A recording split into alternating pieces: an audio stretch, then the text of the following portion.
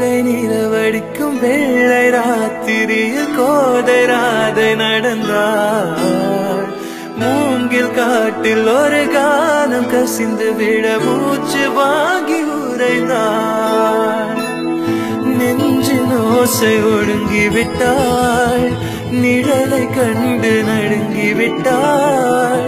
கண்ணு தேடி வந்த மகள் தன்னை தொலைத்து மயங்கி விட்டாள்.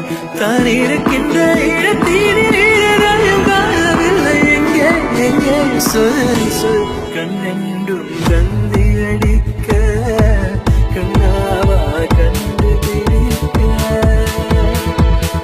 ராதை மனதில்